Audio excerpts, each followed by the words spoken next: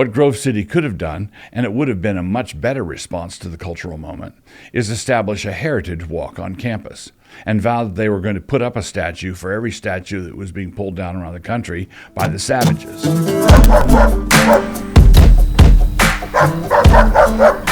Introduction.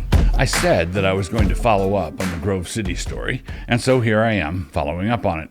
Some people talk about keeping their word, others just go ahead and keep their word. Perhaps you know what I'm trying to say. Because I got a lot of letters on this for the previous installment, I'm opening comments on this post. Please keep your comments civil, on point, and I would particularly like to hear testimonies in defense of Grove City. Since my first piece ran, a few things have happened. But first, if you need a refresher, here's my contribution to that first round just below.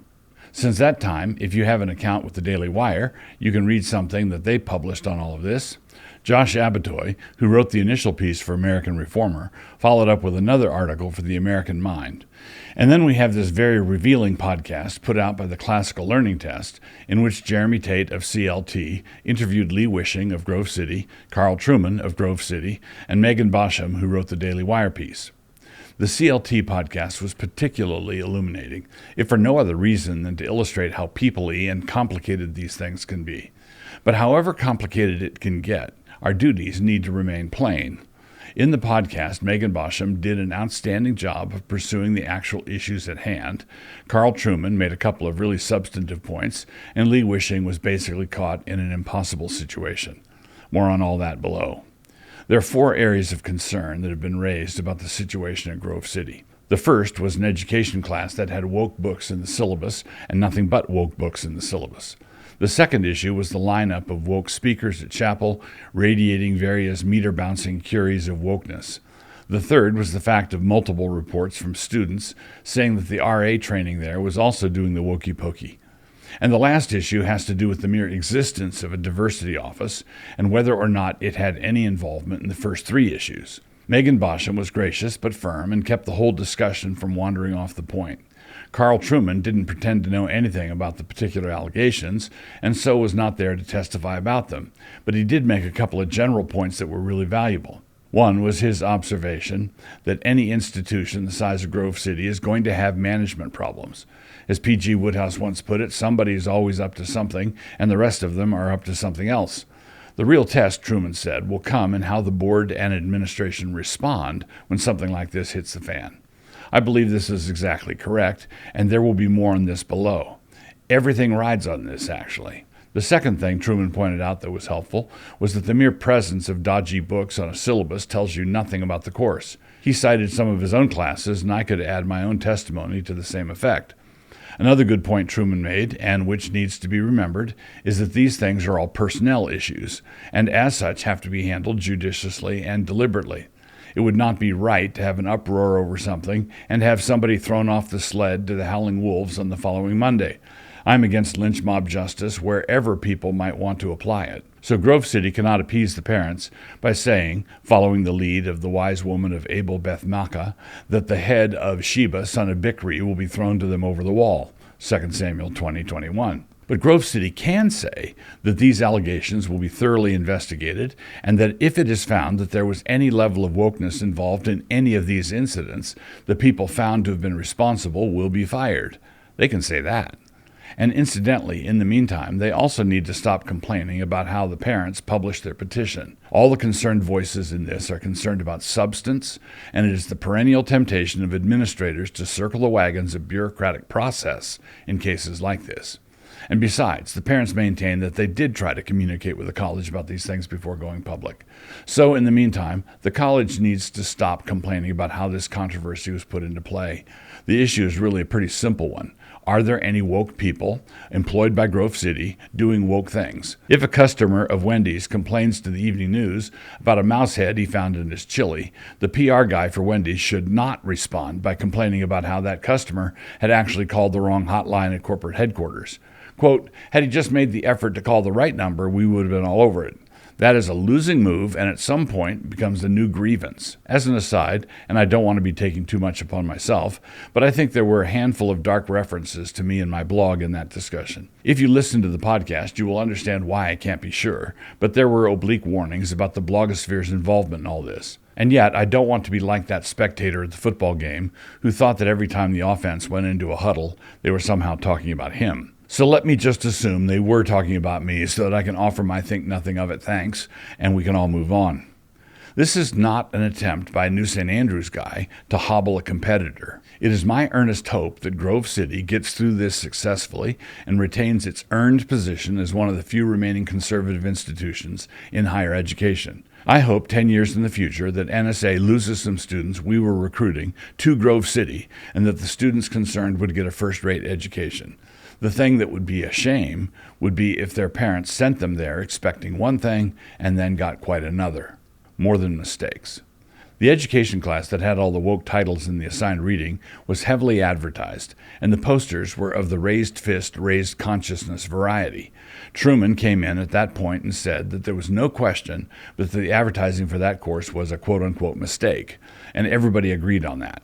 But here's where life gets a little more festive and interesting. What kind of mistake? If the instructor of that course is woke and was trying to bring the resistance to Grove City, then the flyers advertising his efforts to do so were not actually a mistake. It was on purpose. They were an example of exactly the kind of thing that the concerned parents were talking about. In other words, if that were the case, the parents were aware of a CRT problem in a Grove City classroom before the president and administration were aware of it. That's not what you want. If, however, the instructor was wanting to have his students learn just how radical in danger wokeism is, and he thought that putting up posters with a radical vibe would be just the ticket for attracting students who were starting to dabble in that stuff, and then wham, he would hit them with reserve readings at the library, Thomas Sowell, John McWhorter, Walter Williams, then that would have been a mistake. He would look like he was doing something woke when he was, in fact, trying to do the opposite. That would have been a mistake. The issue with this education class is that it kind of looked like he was doing what he might actually have been doing. It reminds me of Washington's definition of a gaffe, when someone in office accidentally speaks the truth. And so, if he was doing what it looks like he was doing, which should be determined by judicious investigation, not by a mob, then he should be fired. And why? Because he's not in alignment with Grove City's mission and purpose, that diversity office. I was talking about the whole situation with Ben Merkel, the president of NSA, and the diversity office issue came up. He mentioned something that I had previously thought of, which is that a diversity office may have been an accreditation requirement. If that were the case, then Grove City couldn't be faulted for merely having the office, because they could still resist the tyranny involved by staffing the office with right-wing Vikings. But in the podcast, it came out that the diversity office had been created by President McNulty in the aftermath of the George Floyd death, in the wake of all the nationwide riot and mayhem. There was some discussion about whether or not a college should be reacting in such a direct way to outside current events. For a different example, Hillsdale had responded to it by saying their entire curriculum was dedicated to equipping students for such situations. They didn't need to alter anything. In my view, the issue is not whether a college does something in the wake of nationwide riots. The issue is what they in fact decide to do, what direction they decide to go.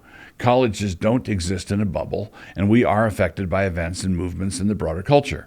So, of course, there are occasions when an institutional response is necessary.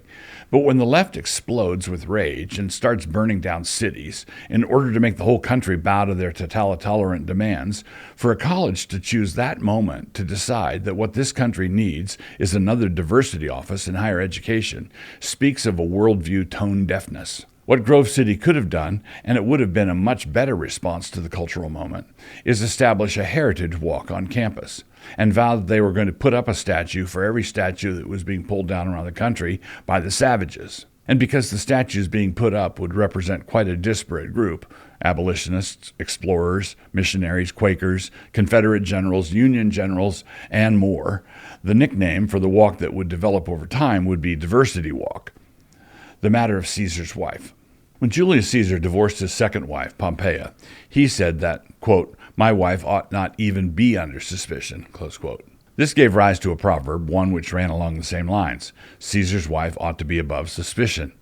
This is a roundabout way of saying that a higher reputation carries a higher responsibility, and the nature of the reputation matters and is closely related to the nature of the responsibility. This is what I mean.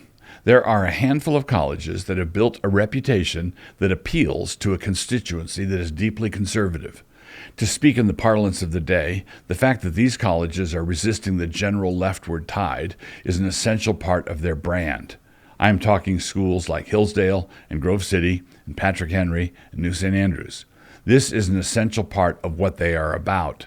They raise money on the basis of it. They recruit students on the basis of it. They live on the basis of it. Without it, they die. Without it, they blend into the background of 1,001 evangelical colleges that just drift with the current, like one more dead cow in the Rio Grande. Thus, just a whiff of wokeness at Grove City is going to do a whole lot more damage than some new outrage at Wheaton, a college which is already in danger of apologizing to the Auca Indians for the harassment that some Wheaton alums put them through. But in contrast to this, Caesar's wife must be above suspicion. And so, to return to Trueman's point, the response to this apparent encroachment of the wokeness disease is what counts, and this is why it really needs to be vigorous. And that word vigorous is an understatement. Their response, once the judicious investigation is completed, needs to be more like a Corinthian response to a concern the Apostle Paul once registered with them. Quote, "For observe this very thing, that you sorrowed in a godly manner, what diligence it produced in you, what clearing of yourselves, what indignation, what fear, what vehement desire, what zeal, what vindication. In all things you proved yourselves to be clear in this matter." 2 Corinthians 7:11. The people responsible have been sacked. I don't think anybody wants a ready, fire, aim investigation. But the parents who have expressed their concerns do want, and should get, a fair-minded and thorough investigation into all of this. The investigation must actually determine what has been going on and must be seen to have determined this. And because this issue lies right at the center of Grove City's identity, it is something that the board of Grove City needs to be actively involved in. The board will have to sign off on the results of the investigation, and so they need to be entirely satisfied that the woke process did not begin on their watch. At the end of the process, if it is found that anybody in the employ of Grove City was acting in a manner contrary to Grove City's foundational mission, which all the racialist woke stuff most certainly is, that person should be sacked. And when I say sacked, I mean in the spirit of the great Monty Python credits sacking.